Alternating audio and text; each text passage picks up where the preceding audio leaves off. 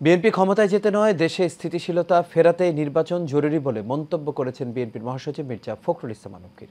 সরকারে যারা আছেন তারা এক এক সময় এক এক কথা বলছেন উল্লেখ করে তিনি আরও জানান, এসব না বলে প্রয়োজনীয় সংস্কার শেষ করে দ্রুত নির্বাচনের ব্যবস্থা করুন। আজ জাতীয় প্রেস ক্লাবে জাতীয়তাবাদী পেশাজীবী পরিষদ আয়োজিত এক আলোচনা সভায় এই মন্তব্য করেন তিনি। বিস্তারিত শফিকুল ইসলামের রিপোর্টে। জাতীয় প্রেস ক্লাবে জাতীয়তাবাদী পেশাজীবী পরিষদ আয়োজিত এক আলোচনা সভায় প্রধান অতিথি হিসেবে উপস্থিত হন বিএনপির মহাসচিব মির্জা ফখরুল ইসলাম আলমগীর। এ সময় তিনি বলেন, বিএনপি ক্ষমতায় যেতে নয়, দেশ স্থিতিশীল করতে নির্বাচন জরুরি। সেই জন্যই আমরা রাজনীতিতে আমরা বলছি যারা আমরা একটু বয়স্ক প্রাজ্ঞ, আমরা বলছি দ্রুত নির্বাচন দ্রুত করো। কেন বলছি?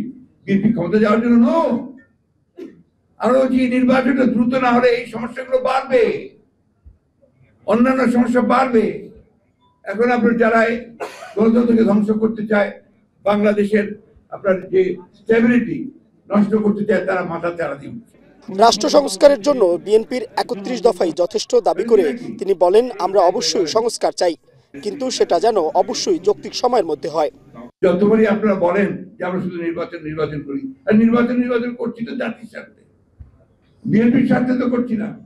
আর সংস্কারের প্রস্তাব তো আমরা দিয়েছি, ওটা দেখেন কোনটা নেবেন, কোনটা নেবেন না। অন্যান্য দলগুলো দিয়েছে, আমরা যে ৬২টা দল একসাথে আমরা এটা দিয়েছি ৩১ দফা। এইভাবে কথা বললে মানুষের মধ্যে ভুল ধারণা যায়। আজকে সরকারের লোক যারা আছেন তারা অনেক সময় অনেক রকম কথা বলছেন, কথা বলে বিভ্রান্তি সৃষ্টি করছেন। ফোকাস এক জায়গায় করুন।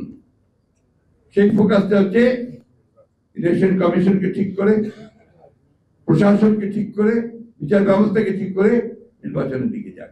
আওয়ামী লীগের দুঃশাসন আবার যেন ফিরে না আসে উল্লেখ করে মির্জা ফখরুল আরো বলেন, রাজনৈতিক দলগুলোর দুর্বলতার সুযোগ নিয়েই ফ্যাসিস্ট হয়েছিলেন শেখ হাসিনা। Mohammad Shafiqul Islam, Asian television, Dhaka.